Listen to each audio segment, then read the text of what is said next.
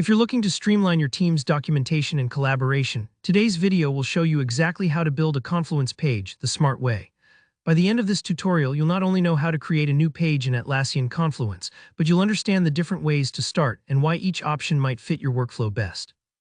Let's dive right in and get your ideas organized. First things first, let's talk about actually creating a new page in Confluence. There are a few different ways to do this, depending on where you are in the app and what feels fastest or most intuitive for you. Try to keep in mind, Confluence is built to adapt to different work styles, so whether you prefer using your mouse, the navigation menus, or your keyboard, there's a method that'll make page creation super easy. The most common way, and the one you'll probably use often, starts from the toolbar at the top of your screen. If you look up, you'll see a button labeled Create. Go ahead and click that.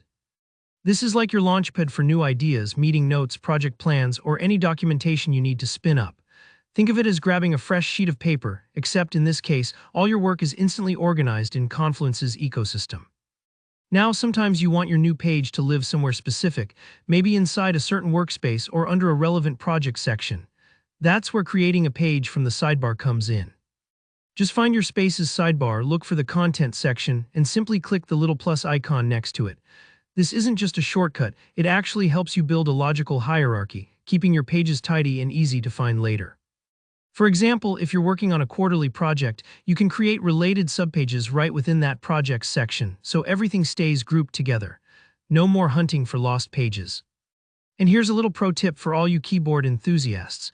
You can launch the page editor from literally anywhere in Confluence just by pressing the letter C on your keyboard. No matter which page or section you're currently in, this shortcut cuts out all the navigation clicks. It's especially handy if you're in the middle of a brainstorming flow and want to capture an idea before it slips away. Give it a try.